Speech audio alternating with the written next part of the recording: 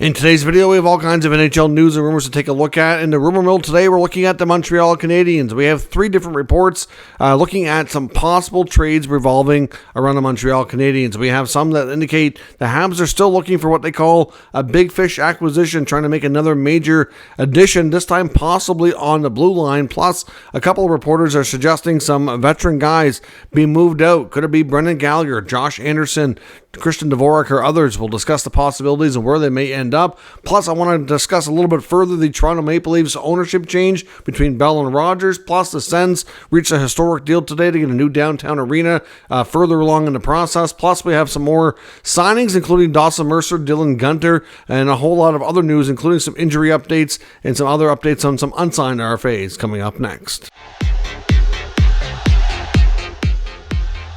Welcome back to another video here at Top Shelf Hockey. As I mentioned, we have lots to talk about today. Before we get into the Montreal Canadiens and the rumors around what they may be doing, we have several other news items I want to hit first here.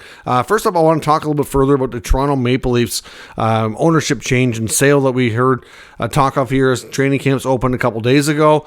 We heard that Rogers was buying out the 37.5% share from Bell. So essentially, in case you don't know, Maple Leaf Sports and Entertainment is owned by three different entities right now: Rogers, Bell, and Larry Tannenbaum. Larry Tannenbaum owns 25%, and the two telecoms split the other 75% evenly, 37.5%. Bell and Rogers. Now we got an announcement, I said a couple days ago, that Rogers was buying the Bell shares. They will have a full 75% ownership stake once the deal closes. Of course, that's pending league approval, so it'll take a little bit of time. Probably won't be closed till sometime into 2025 here, but at the same time, it's still a significant change. I know there's a lot of people wondering why this is, how does it affect the team, and we talked more about from the Rogers side having such a stranglehold of ownership and having a majority stake, and then of course how they've run so many other sports franchises. They're going to have a major foothold here, and not only Canadian but internationally as well, for the number of sports teams that they're going to have their control of. But from the Bell side, reading some different reports and doing some digging on Bell and how they're doing as a company, just not necessarily with MLSE, but just as a whole, what Bell and BCE's been doing, and they have a ton of debt on their balance sheet.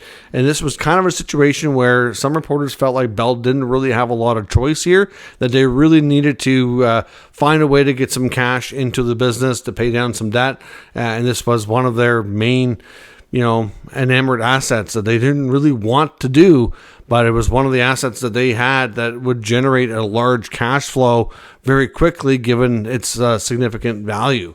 So that is kind of why this ownership change is going down. It's not so much that Rogers absolutely wants to I think this was more of a Bell idea, to be honest. That's how it gets started. But Rogers obviously saw an opportunity to take advantage here. Elliotte Friedman also talked on his podcast today, thinking that he still feels that Sportsnet is still going to be in the mix for the national rights holder in Canada, because that contract's going to be coming up for renewal here. And I think it's after this season, they'll be into the final year of the deal with Sportsnet. So, of course, Sportsnet, owned by Rogers as well, right? He says that he does expect Amazon to be more in the mix as well, because we've seen Amazon take on the Monday night games for the upcoming season here from the Sportsnet package. So we'll see how this all shakes out. So obviously Rogers is going to be having a stranglehold on the MLSE, and obviously over time I think they're going to have 100% control too, because I believe they're going to have the option to buy Larry Tannenbaum's stake. I think it's in 2026. So at the end of the day, I just want to make a little bit more clarity on why this took place, and kind of situation where it looks like Bell didn't really have a lot of choice in the matter given the financial stake of their overall business here. And of course, speaking of significant deals, we saw another big announcement today in the Canada's capital in Ottawa, the Sens and the NCC reaching a deal for them to build a new arena in LeBreton Flats. Of course, we've been hearing and talking with the Senators moving downtown for an eternity, really. And actually, there was a point back years ago when the Senators were first early in their existence that they were trying to buy or get an arena on this land, and it never really worked out for them then. But obviously, it's working out for them now. Obviously, they've had preferred bidder status for an extended time. I believe went through the process multiple times here, trying to get this going. And obviously, like I said, I just don't think a lot of people really enjoyed doing business with Eugene, and it became a very difficult task. It never really got to move forward. But obviously, Michael Landlauer's done a fantastic job in the year that he's owned the Senators now, and this team is ready to take a big step forward. So essentially how this deal is going to work out, and I do have a dedicated video on the channel if you want a little bit more in-depth analysis on it, but essentially the NCC's agreed to sell the land to the Senators, not do a long-term lease. Usually you'd see 25, 50-year leases or something, which is what they're doing with a lot of the other parcels that they're developing, but not in this scenario. They actually were increased the size of the land from 6 acres up to 10, which will accommodate a lot more of the parking and size for a bigger arena. So a lot of the obstacles and concerns that Sens had been moving forward with that deal were overcome, which is great to hear. And certainly it's going to be a long process, though. They have a lot of work to do. There's a lot of studies that have to be done geologically, environmentally. There's some contaminated soil that needs to be cleaned up. We're probably looking at, if I had to be honest, probably 2 years or more before they get a shovel in the ground, because of all the extra legwork that needs to be done. There's still some planning, there's some financing, there's a lot of things that are not done yet. This is one of the steps. It's a huge one, mind you, but it's one of many before a shovel goes into the ground. So you're probably looking at a 4 to 5 year period before the arena would be ready to roll and actually open. But at this point, it doesn't matter. It's a big step in the right direction. Downtown will help them incorporate the area of Gatineau a lot better, and to certainly make the overall fan experience and make it more of a destination for players too. Just kind of create a whole, kind of revitalize the downtown, which is something that the city really has been working on and wants to do as well. So should be big news for the city and for the team, and just kind of, obviously the ownership change last year really kind of put this team on stable ground. Getting a new arena downtown will just make sure that it stays there for the foreseeable future. Some big signings today. Dawson Mercer finally come to terms with the New Jersey Devils. That came out early this morning. He signed a 3-year deal at $4 million per season, which I think is pretty fair based on his production levels. I think it's a pretty good value. I think the Devils could have been better served here to go long term if they were able to, but they could not come to an agreement. He's not missed a game yet in his young career, 3 seasons, all 82 games played every year. Production was down a bit last year from 27 goals down to 20. His assists were down as well, driving his point totals down, but really the whole team took a major step back last year. I don't know that that's entirely on him, plus the fact that he was moved around in the lineup a lot. So I think he's a great young player. The Devils really like him. I think maybe this year he can solidify more of a solid top 6 role, so we'll see. So this contract for Mercer, I think, will be very well received and great for the team on a longer term basis. When this expires, he'll still be a restricted free agent, but we'll have arbitration rights and we'll be 1 year away from hitting UFA status. In Utah, they announced a major signing today as well. They've extended Dylan Guenther on an 8-year contract with an average annual value of $7.142 million. Now, don't get me wrong, Dylan Guenther, former first-round pick, great young player. He has not played enough games yet to be equal to an entire NHL season. As of yet, he's had a few split seasons where he's got a little bit of NHL action. Last year, he still played a fair bit in the minors, got called up later into the year, and then had a really strong finish. And then in seasons past, he's had some games, but of course, between junior and the American Hockey League, split his time there. So ultimately, he's only played 78 career games so far, but he's put up 50 points, and especially in the second half of last year, they were pretty comfortable that he wasn't going back. He was well on his way to becoming not only a regular NHL player, but a really good one at that, and somebody who can be productive and work consistently in their top 6. So, which is what they expected of him when he was drafted. This contract, like any deal, especially with a limited experience, does come with some risk. There's no doubt, but I think long term, this contract has the potential to be extremely team friendly. I know, looking at a lot of the analytical data, it does kind of, look like it should be real easy for him to live up to this kind of contract. If he continues to play at the pace he did in last season alone and only get better, then it should be, a real good contract. But Not often you see players with less than 82 games under experience on their belt get a 8-year deal like this kind of money. So Dylan Guenther got the bag, as they say, and he will hopefully live up to it. And I think he'll have no doubt. Like I said, in a couple of years' time, we'll probably be looking at this contract as a steal if things keep progressing the way that they have been. And staying with Utah for a moment, there's a possibility that former Oilers and longtime Red Wing Ken Holland might be joining the Utah organization. It's not a given yet, but he has been meeting with the Utah franchise. He's been around their training camp. Nothing formal as of yet, kind of just hanging around the organization as a guest right now. I think there's kind of feeling things out to see if there's an opportunity there. So again, not a given that he joins the Utah franchise, but he's talking to them, and we'll see where things end up. Columbus announced some more changes today as well. A good promotion for Rick Nash, a longtime Blue Jackets player, greatest in history arguably, and then of course been in the front office for some time now, working in player development and other roles here. And Rick Nash is now the director of hockey operations, so he continues to work his way up the ladder. I honestly think long term Rick Nash will become the GM of this team at some point. Of course, Don Waddell took over as GM just not too long ago, earlier this offseason. And of course, we know Waddell's not a young man. Hard to say how long he'll be at that position, but I wouldn't be surprised if things go well for Nash, that the next time, whenever Waddell's tenure ends, that he might be next man up to be able to take that role. I think long term, he absolutely will likely have that seat at some point in time. Some tough news around the Winnipeg Jets today. Young defenseman Ville Heinola, again for the second consecutive year, with an opportunity for him to grab a roster spot, is going to be out long term. Same thing happened to him last year, and it just did not go over well, but he's having some issues with his ankle again. They found an infection, which is during the medical procedure that they go through, the medical and physicals, when they first open training camp. And there's some swelling around the site of where he had the surgery last year, and obviously it's not good. So it's going to be a longer term fix, trying to obviously get that looked after and be able to move forward. So it's unfortunate for Heinola that he is going to miss the rest of training camp, probably lose out on a roster spot. I mean, when he's able to play, we'll see if he can come in and grab something, but a lot of it's going to depend on how the other guys are playing ahead of him. So it's real unfortunate for the second year in a row to see that happen. And staying with the Jets for a minute, RFA, Cole Perfetti still trying to find a deal. As of today, there's still no further updates. I know the last we had heard was Perfetti was trying to find a new place to skate and train while trying to get this contract sorted out.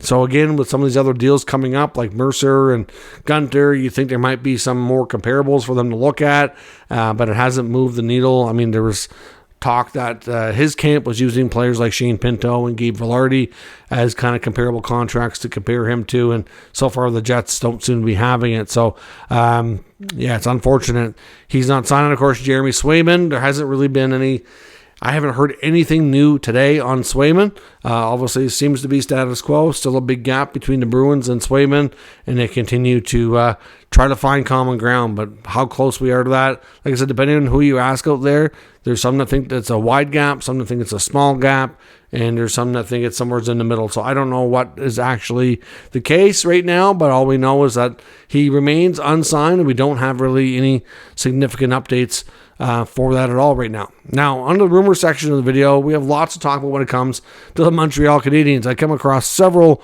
articles today with rumors around the Habs. Now, part of it was from Marco D'Amico, Montreal Hockey Now, suggesting that the Habs are looking for what he referred to as like another big fish. So adding another big name, but this time he suggested, because all of their acquisitions have been in the forward group. They drafted a lot of defensemen. A lot of them look like they have a lot of potential and look really good. But what he suggested is that with the Montreal Canadiens might actually be looking to add a big-time top four defenseman. Now, I think the suggestion here kind of comes with the idea that David Savard's contract's expiring and that he's not likely going to be returning. So with that in mind, you got Mike Matheson, you got Caden Gooley, who is out right now because he had an appendix removal, so he's out dealing with that. But Gooley playing on the top pair with Matheson, he's playing his weak side. It's not really ideal, but they can kind of make it work, so to speak. They do have some interesting right shot shot defensemen coming up the ranks, like Logan Mailloux, like David Reinbacher. Lane Hudson's obviously very exciting. He's a left shot. Looks really good in camp here so far. I mean, they moved Kovacevic. They moved Jordan Harris. They still got Jaden Strubles in there in the mix as well. You get Justin Barron. They have a plethora of young D, but the problem is that for one, they don't want, according to D'Amico, they don't want a lot of pressure on these guys, and they want to be able to take steps forward now. I think they've been rebuilding long enough that they really want to see some progress this year. They don't want to make any lateral moves, is what he says, that they want to take steps forward. So they're only going to make moves if they can make the team, significantly better. And obviously adding a solid defenseman on the top four of the blue line who can play, especially the right side or right shot D, would be preferable. I know I've seen some suggest that Rasmus Andersson out of Calgary would be a prime candidate. I can't confirm 100% that he is a target of theirs, but we do know that he's a player that's very likely to get moved out of Calgary sometime over the course of this season. Doesn't mean 100% he's going to, but I think the odds are certainly very favorable that he does, and he would make a lot of sense for them based on what D'Amico was saying. He kind of fits the description. Somebody who's a little bit more experienced and who can solidify that blue line, take the pressure off these young kids, and that they can kind of gradually ease into these roles over the next couple of years. Some of these guys are still a little bit raw and need a little bit of time. It's great that they have all these assets, but at the same time, you can use some of these assets as well as trade pieces. He references all the prospects and the fact that they can't all be Habs, and the fact that they still have lots of draft picks to boot as well. They have 4 picks in next year's first 2 rounds of the draft, plus all these young guys that could be used as trade bait, possibly to get another really good high-ranking player that, like he's suggesting on the blue line. So that's one report suggesting the Habs are very likely looking at that. And then we've got the fourthperiod.com and Dave Pagnona suggesting that the Habs are very much looking to move a veteran forward out, and suggesting Josh Anderson, Christian Dvorak, and Yoel Armia being the prime most likely candidates. Also referencing the fact that Josh Anderson would be in a sell low type of scenario here. So they may want to see if he can have a better start to the season and kind of pick his value up a little bit before they make that kind of move to see if they can get better value in return. But again, not a given that happens, of course, because you don't know how Anderson's going to play this year. But those 3 forwards are all, in that category of cost-cutting moves, create a roster spot for a younger player type of scenario. And then you also had Georges Larac as well, of course, in Montreal media, does a lot of commentary for BPM Sports, saying how they should move Gallagher. Brendan Gallagher should be the guy that gets moved to Columbus. We've heard about Columbus being very active in the trade market, wanting to add a forward or two after losing Johnny Gaudreau, and then of course they have some injuries and they traded Laine to Montreal. Like, they're down too many forwards and they really could use another 1 or 2 guys, and the trade market's likely going to be how we see that happen, suggesting Gallagher. And he even suggested using Owen Beck as a sweetener to take those remaining years off the contract. For one, I believe Gallagher has some trade protection. I don't think he's going to waive to go to Columbus. And on top of that, as much as you have lots of prospects, if Gallagher's not going to waive, then it's not going to matter anyway. But at the same time, to give up a guy like Beck to move on from Gallagher, I don't know that they really need to do that. I think they could maybe keep Gallagher, as much as I understand the desire to maybe move him along, and I can see how there's an argument for that. I also think that if you can move, well, for one, Armia and Dvorak are in their final year. So at the end of the day, you try to find a trade and get a decent return if you can. And if you can't, they don't come back. You don't re-sign them, they're gone. So at the end of the day, it's their final season in Montreal, and I think that's fair to say. Josh Anderson still has a few more years. Gallagher has a few more years. If you can move one of them without adding a sweetener, I think you do it. But at the same time, I don't know that you want to give up a prime prospect to make that happen. At the end of the day, Dvorak and Armia would be less likely to need such a big deal added. Maybe you add a second, third round pick, something like that, if you needed to create the cap space.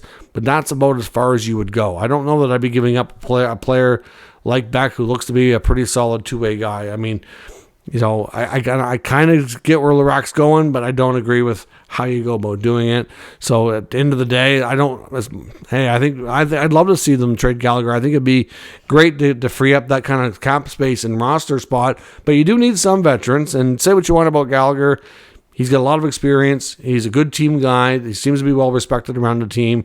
And at the same time, like I said, somebody's got to be there with some veteran leadership. So, with Armia and Dvorak not sticking around long term, same goes for Anderson.